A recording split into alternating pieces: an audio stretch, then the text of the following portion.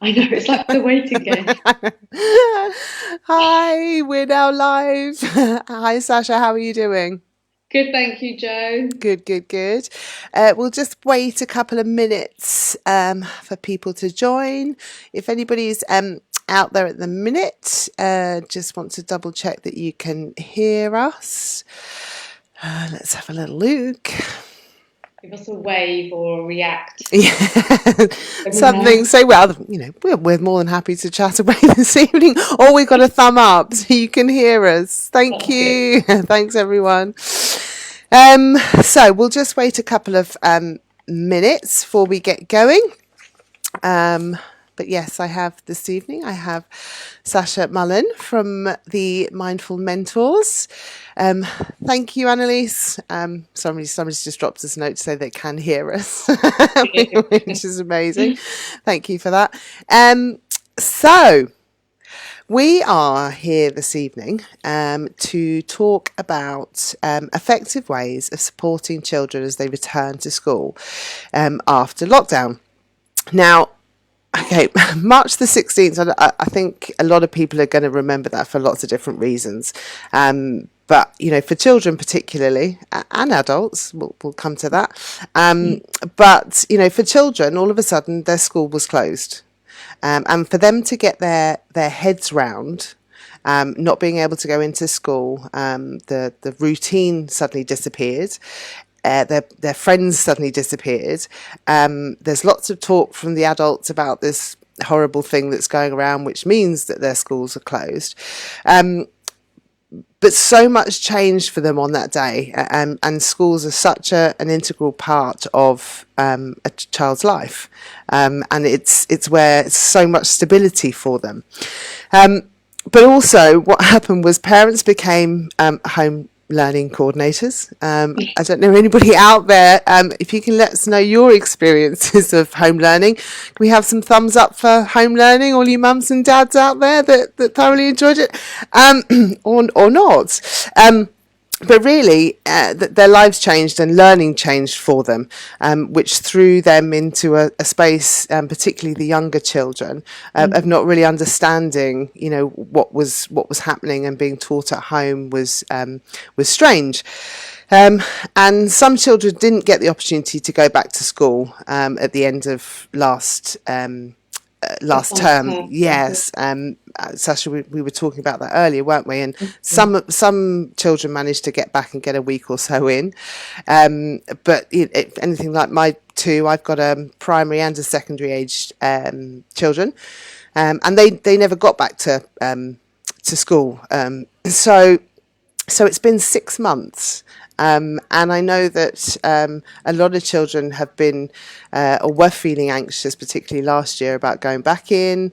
So we thought that it would be really helpful if I invited the lovely Sasha on to have a chat through, because Sasha is an education and a mindful expert, and I'm going to hand over to Sasha very shortly, and she's going to explain or introduce herself.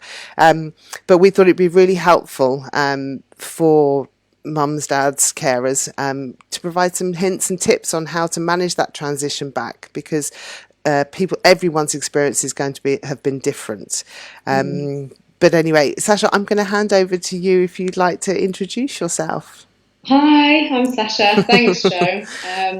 I think you're absolutely right. I think everyone's going to have had a very different experience, and definitely parents who have been homeschooling deserve a huge gold star, because I just think it is such a difficult task to try and be working at the same time as homeschooling your children. And what we actually do in class as teachers these days isn't necessarily the way that I was taught at school. So it is very different, strategies, and parents have had to kind of really adapt to the ways of the new techniques that kind of are taught, throughout each subject, maths and English and what have you. But I've been teaching in class for over 10 years now, in local primary state schools, predominantly as a class teacher in years 2, 5 and 6.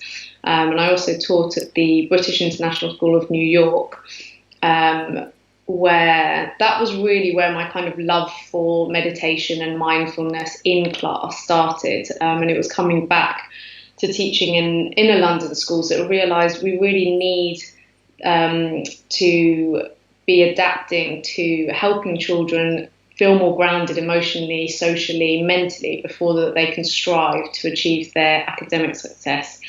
And so it was in about 2018 I branched out to finding more about how I could use mindfulness, because I've been meditating myself quite a while now, but actually how I can support children to feel more grounded with their emotional well-being. So I trained with the British Institute of Mindfulness and also the Mindfulness in Schools programme to go out into schools now and setting up the Mindful Mentors to teach mindfulness sessions that kind of tie in with how they could use these in their everyday lives and linking it to their learning as well. And hopefully, help them to flourish as confident and calm and, I suppose, stress-free children and adults really as well. Yeah, no, I mean, totally. And I think your point about parents' home, our home learning experience. I mean, I think we now have a newfound respect for teachers and what you do and how much teachers do. But so when we're thinking about the children returning to school, what sort of things can we do to help them transition from, being at home and potentially bedtimes not being the right, all of those things. I think, as you said, there has been some children that haven't been able to get back into the routine, and I think that's kind of quite a key. So everyone's experience is going to be very different. Each child, each family, household is going to have had a different experience, and there's not just a quick fix to how we can deal with what's happened over the last 6 months, and it's coronavirus isn't going away. It's something that's going to probably become our new normal.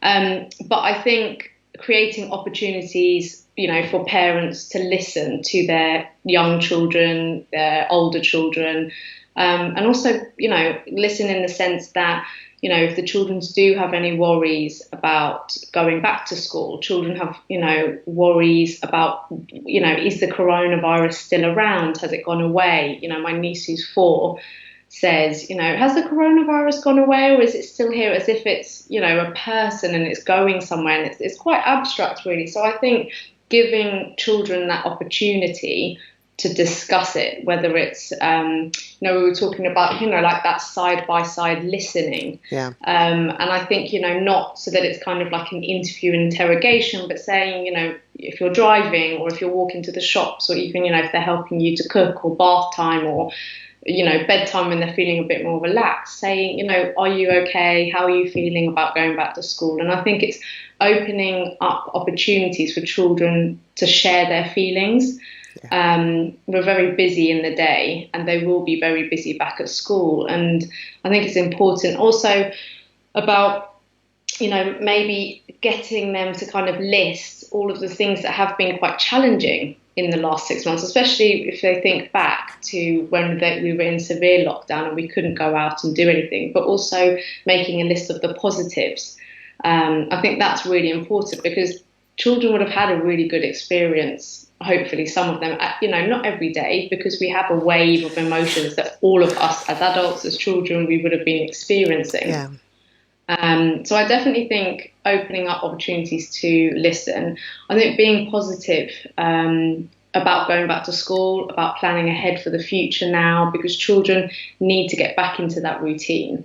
And September, I think lots of schools, many of my friends are still in schools, and colleagues that I work with, they're, trying to plan a routine that's going to be, children to kind of get back to the normal of learning. Yeah. And so I think that's going to be very important. And so maybe finding out, I think being positive is linked with actually being quite organised as well. So as a parent and carer, getting your child organised for school. If the school hasn't contacted you already about what are the procedures that are in place, because I think often with even myself as an adult, but with children as well, it's that fear of the unknown. It's that kind of not knowing what it's going to be like when you go back to school, because I don't think it's going to be exactly the same. And procedures are going to have to be put in place, like distancing. Children might be put in class bubbles or smaller classes. And so I think if they're aware and they're explained this is what's going to happen, they'll feel a lot more comfortable. So as a parent or carer, we can enable them to help feel a bit calmer going back to school and get excited about seeing their friends and learning new topics and things like that. I think that sort of being prepared and finding out, because each school will be operating, have their own procedures in place that they need to follow.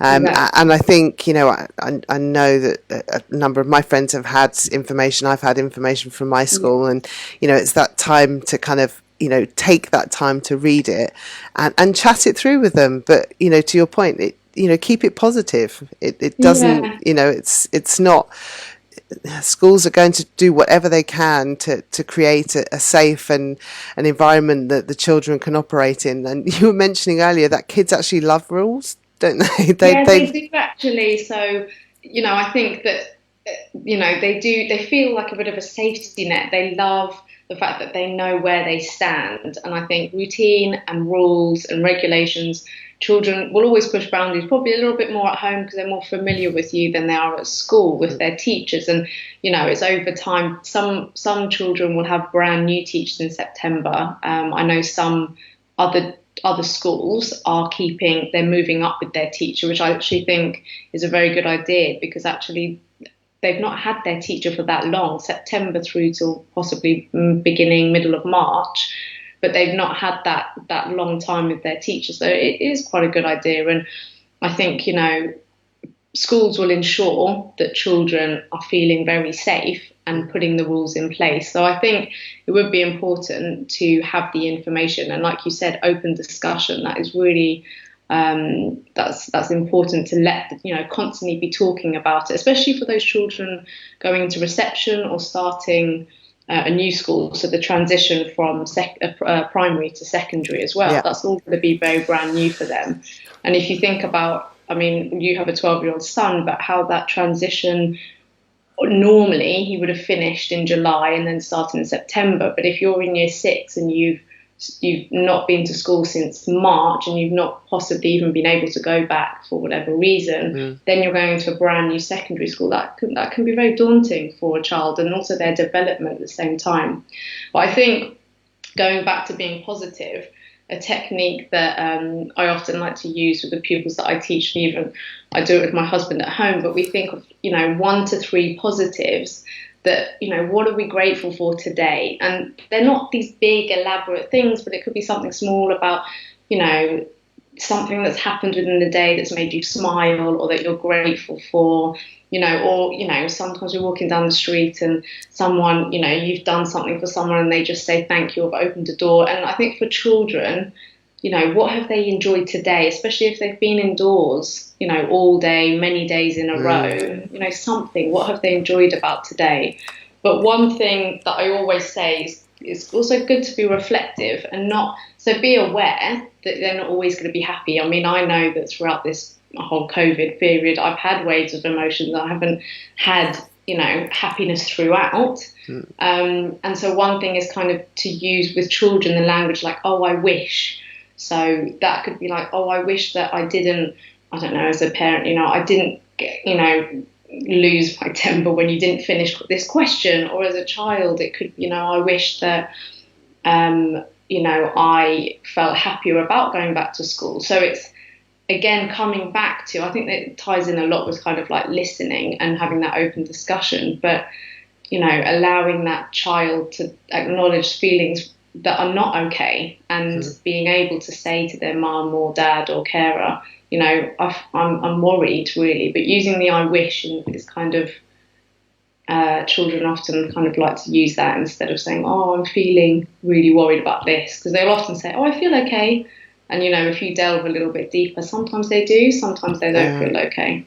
Yeah, no, I love that. And we were talking about earlier, sometimes that children can use it as a way of apologising for something as well, can't they? Yeah, I wish I hadn't. And it just takes, particularly for the younger children, saying that, even my secondary, I'm sure it might help him to articulate and communicate better, because it's a sort of a less sort of direct, or that they haven't got to say I'm really sorry, or they haven't got to articulate exactly how they were feeling. They're just saying, well, I wish it wasn't like that, or I wish it was like yeah, that. And that yeah. can really open up some good conversations. I think even just, like acknowledging that we have all been through like a very unprecedented time in the sense that, lots of children, they might have had to stay at home for a long time. They might not have had outdoor space, or, like we were saying, each household has had very different experiences in terms of homeschooling, where some parents have been able to sit with their child for long periods of time and teach them. And then there's other parents that just haven't been able to do that for whatever reason. They're working, or, they have other commitments. So I think for children to be able to say, oh, I wish that, COVID would go away, or whatever, then they're expressing from that as a parent and an adult, you could delve a little bit deeper and really understand they are a little bit worried without them really, beginning to tell me such. So. And we were also talking about earlier that actually some children may go back feeling very confident and oh, this is good, but it might come around, or it might sort of manifest itself later on. Yeah, I think that is right. So I think, like you were saying, you spoke to your son, just said, how are you feeling about going back to school, Just 8-year-old? And I think actually children want to get back into a routine. I think some children are very resilient and they're happy to go back to school. They're kind of a bit tired and bored of being at home all the time, and they want to go and see their friends. And there could be, that they haven't really thought about or really expressed how they're feeling. And so initially they could be fine at school. And so I think as a class teacher, and what many teachers will do is spend a lot of time, well, I hope they do this or get me in to help them do this, but they'll spend a lot of time working on the children's feelings of, ensuring that they're feeling a bit more grounded emotionally and mentally before they then launch into the academics, because there has been a lot of learning that's missed, and that does need to be picked up on. But I think before, any school really thinks about that, they do need to spend time saying to children, how are you feeling? What do you know about what's happened? And even if a child's feeling fine now, those emotions might only come out, come January, when they've been in school and people are, children are talking about it, or, possibly even really sadly, if they've known someone that's passed away through this virus, then those emotions take a while to come out. And so I think it's not a quick fix. And I think this is something that's going to have to be talked about quite a lot. So parents and carers and schools need to be aware of that. Yeah, absolutely. And what about using kind of creativity as a way of encouraging, and supporting children as they go Yeah, I back to think school? that's yeah. So I ran 2 weeks workshops, just over the summer, and actually that was really helpful. Well, the parents had said that was really helpful for the children. So using, they might not always want to verbalize how they're feeling, but giving them, you might want to call it a creative book, and just allowing them to have this book that they could write their feelings. They could maybe write a story about, or a comic if they're not so keen on writing stories, about how they're feeling. And you'll see that children as young as, reception age will draw pictures, and that can tell, so much about what's really going on in their mind, that they might not be able to verbalize it straight away, but, giving them this space as well to be a bit more creative in their writing or their stories or, pictures. And also it's just quite personal to them. And I hope that teachers also do that in their classes. I think that that's quite a useful tool. I often introduce it when I'm doing my private workshops. and children respond well because they sometimes do want to open up and share and say, look at this drawing that I did, and you can tell so much about how they're really feeling. So yeah. Awesome. All right, fantastic. Now, I just want to ask if there's anybody out there that has any sort of specific questions, or can just let us know how their child's feeling about kind of going back to school, or indeed how you as a parent are feeling going back to school. We've got a couple of questions also that came through earlier. So, should we have a quick look at what those ones?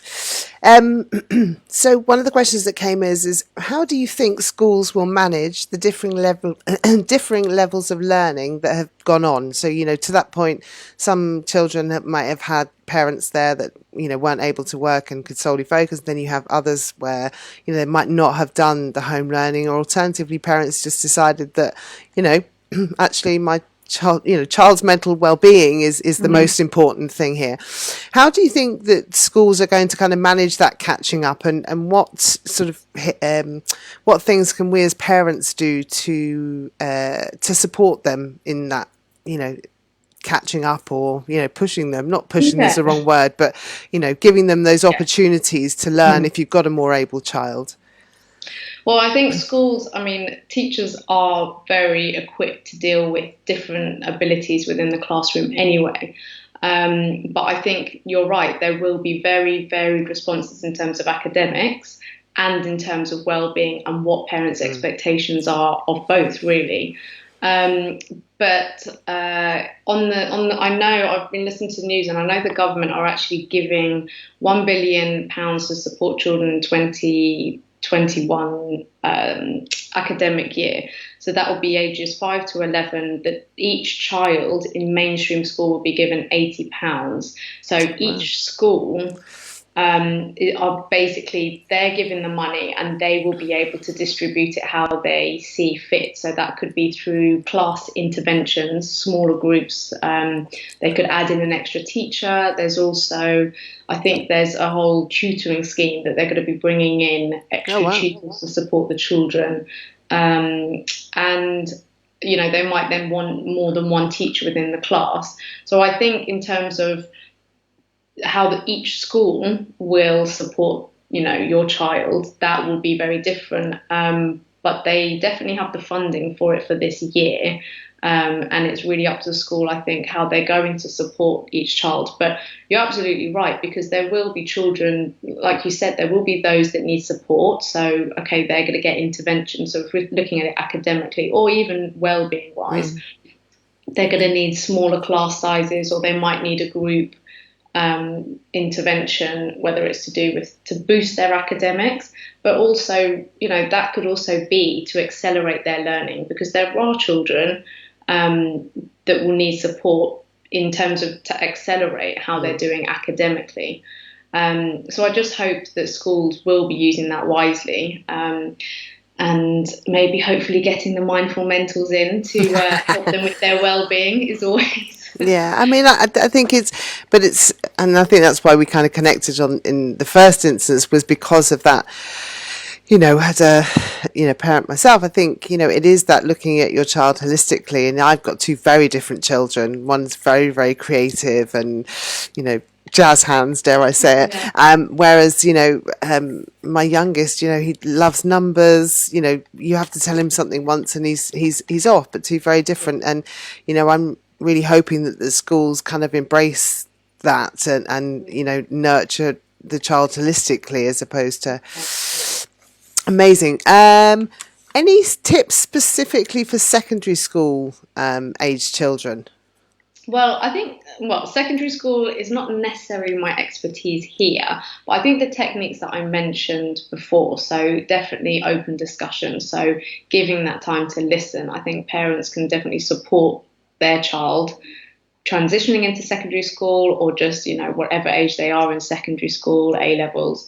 And just being able to kind of have that that side by side listening, open discussion, and also actually supporting them to be more independent and notice when their moods are changing. Because obviously secondary school, they're going through a lot already with all their hormones and lots is changing.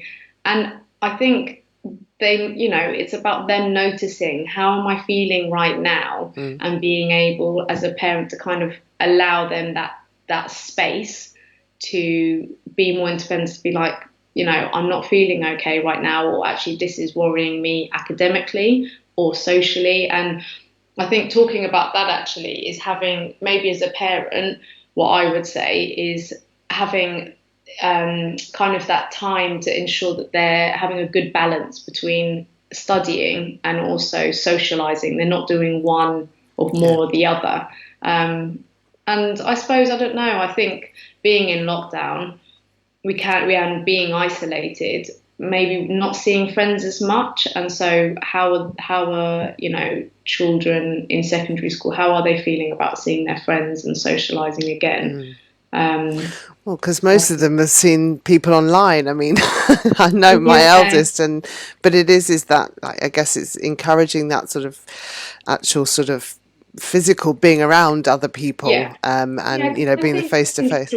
Exactly, they're much more conscious at that age of reactions and how people perceive them and things like that. So, I mean, I don't know. I'll be interested, to see what parents' views are on, how their secondary children have been maybe over the summer. Have they been more willing to go out and see their friends, or are they a bit more, hesitant at the moment to not kind of socialise as much? Because are they aware of the virus? Have they got more anxieties, or are they less anxious about the virus? I don't know. Well, if anybody's out there that's got secondary age, we'd love to hear from your experience of how they're dealing with it, because like I said, my two have dealt with it very, very differently. So it'll be, I'll keep an eye on that.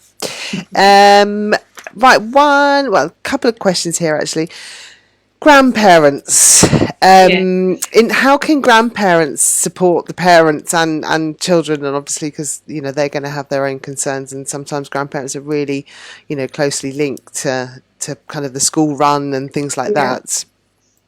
I think with grandparents, I think in terms of how they can support the parents, if as I previously mentioned, in the sense that even adults, we need to be very aware of feelings, and kind of other people's feelings, giving them space and time. And because we've been in such an unprecedented times, that everyone is having different waves of emotions at different times, and so maybe supporting your parent, or supporting the grandchild, for example, if they aren't able, if they've not kind of come out of isolation, or they haven't been able to see their grandchildren, if they're able, it would be great that they could FaceTime or Zoom or whatever and read to their grandchild, and the parent just has those 5 minutes to breathe, and kind of reflect for themselves. And I think with the school run, it's going to be tricky, because lots of grandparents,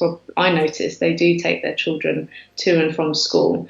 But like I said before, I would say it's those same kind of the techniques that I'm coming back to, with being organised and positive. I think for the grandparents, if you're positive and you're showing that you're strong for the child, and when you're dropping them off to school, and you're allowing them to go in, and you're keeping to the regulations, and you're able to explain to the child why you can't come into the classroom, or why you have to collect them from the gate, or whatever the school regulations are, then I think they'll see that the children are much more resilient than we kind of give them credit for. Yeah. But yeah, I think it's just going to be a tough time. I think that we just have to kind of take each day and try and really go with, the procedures that are all put in place to keep us safe, really. Yeah, absolutely. We've had lovely Lizette. She just commented she's got two teenagers, and she says one is out a lot meeting friends, and the other is glued to the screen chatting to his friends whilst gaming.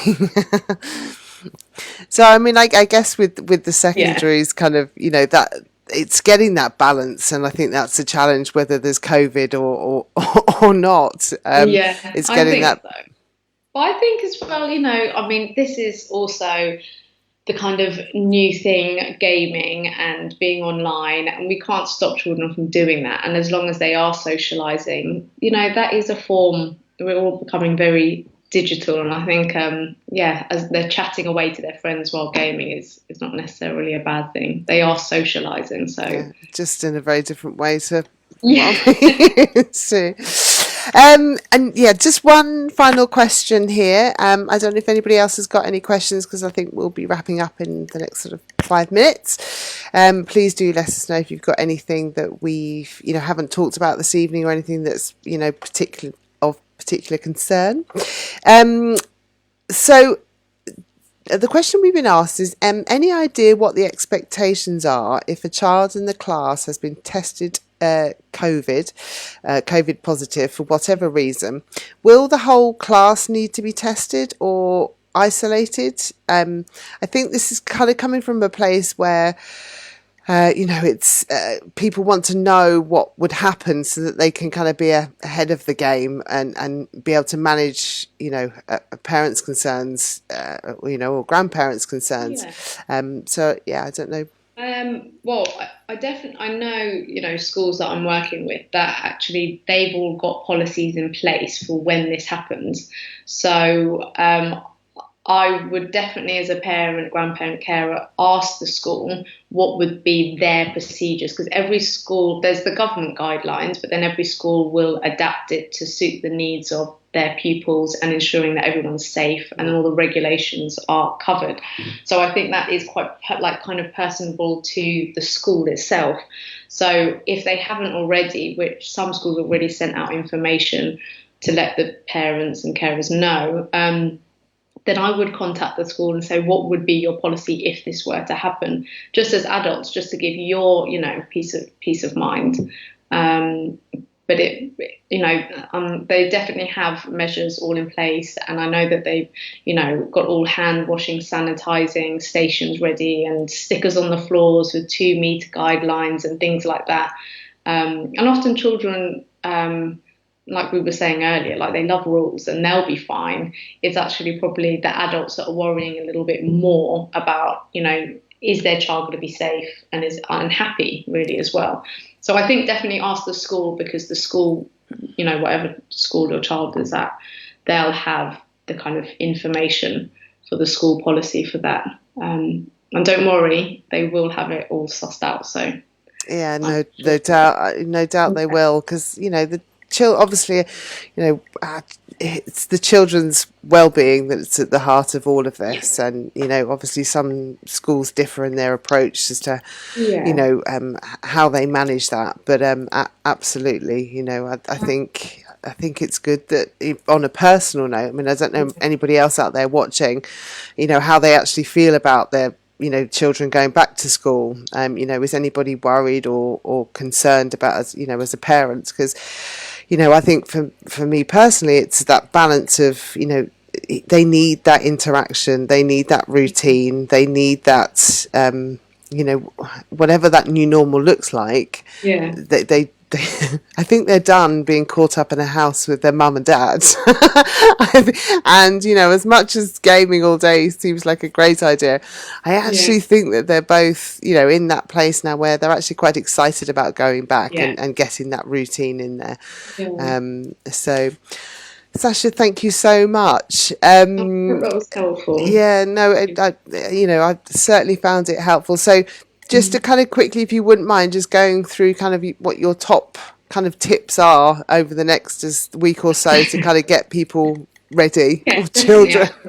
I think, so I always kind of have 3, those are easy to remember, hopefully. But the first one definitely is kind of acknowledging feelings. So giving time to listen. How are you going to, side by side listening while you're, bathing them or putting them to bed or having dinner, and having that discussion, just checking in. And also, I think as an adult, in an appropriate way, but sharing how your day's been and how you're feeling. And I think what's combined with kind of being organised and positive. So we mentioned earlier about the 1 to 3, sharing 1 to 3 positives about, what you've enjoyed today or what you felt, you've had fun out or you're grateful with, and including within those 1 to 3 something that you wish. So, like we mentioned earlier, it could be something that they wanted to say sorry for, but they, not necessarily knowing how to express it yet, and they wish that they could, this was different, or that they were sorry for that. But I think as a parent, being organised is the key. So we've got a week, 2 weeks before children are going back to schools, and being positive about the future ahead, trying to plan something small, or what are they doing the first weekend back after school, maybe a play date, being positive about their, buying their new school bag or getting, their pencil case ready, and kind of what will their new topics be. So I would contact schools if they haven't contacted you already, and just ask them, what are these topics that I could be talking through with my child that they're going to be learning. And yeah, the creativity, I think that's a great idea for children, because this isn't going to be a quick fix. It's not just going to be they're fine when they go back to school. I think giving them also that space to be reflective and creative on their own, it's good that parents are there and carers are there with them, but I think giving them a book or a space where they could draw or write their feelings or tell a story about things that have been on their minds and stuff. I think that's always important, not just during this COVID time, but generally to kind of have that space for a child to write. I mean, even as adults, we probably need to do it. I was going to say, I know. Yeah. I must. William's my kind of the creative one in the household, and he's written some really good journal entries, and late at night rather than reading, it's here's a pen and paper, and just start reading, writing some things down and get creative.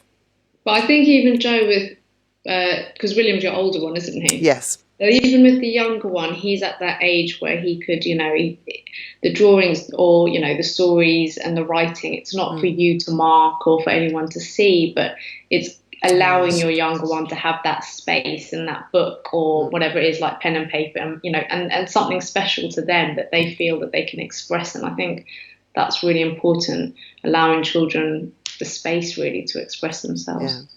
It is, and I, just that divide again, because Henry's so numbers driven. I find that quite difficult to get him to express himself, because his drawings aren't perfect. And he goes, "Well, my drawings aren't perfect, Mum, so that's it." And I'm like, "Okay, so have you got any tips?" No, maybe that's for another one altogether. How do I sort my youngest, get him more creative? But no, he doesn't. But you're right. It is. I think all of the things that you've talked about this evening, it is that discipline as parents to make time for it. And to create the time for it, because life is very busy. And I think this coronavirus, we're taking it day by day, and I think by being organised, being positive, but that main thing is listening. I even know as a teacher, it's very hard within that day to find time, but it's making that time, because that's the key. And kind of when we're listening, giving that time to listen, we can find out quite a lot from the child. So yeah, I think that's important. All right, awesome. Well, let me just double check the comments again. Thank you very much, Annalise. Annalise says thank you very much. Lizette said thank you both very much, been very insightful and great getting your tips and thoughts. Lizette saying that it's easier getting her younger one to open up about feelings than the teenagers. I think, we sort of touched on that, I guess. And she got one of those mindful diaries for the younger one, which she's found useful, and does use it. So yeah, all great stuff, and goes with what you're saying, Sash, which is encourage them to open up and create that safe space for them to talk, because some of them may just fly back in there and duck to water. They might, and that's brilliant if they do, if they haven't necessarily, as long as they kind of process what's happened. But I wouldn't necessarily dwell. If they are fine, that's great. And if they just can delve straight into the academics, and that's brilliant. But I think it's for those that need a little bit more support that it's normal. You know, it's okay to feel not okay sometimes. Yeah, it's the Corona coaster. No, Great, I love that. The Corona coaster, people, one day to the next. Patricia, thank you very much from Spain. Lovely for you, Patricia Alexander, and lovely Jackie. Thank you very much. Sasha, thank you so much for your time this evening. Thanks, Jo. If any, please do go and check out the Mindful Mentors. It's what Sasha's doing is amazing work within schools, but she also does offer individual tuition, and part of me wishes I'd met, and we said that when I wish I'd met you before lockdown and had to start home learning with my children. But no, please do go and check Sasha out. She's doing some amazing work in schools, and yeah. Oh, thank you. Thank you all so much for joining us. Have a great evening. Thank you again, Sasha. It's lovely for you to be here. Thank you, Jo. Take care. Take care. Bye bye.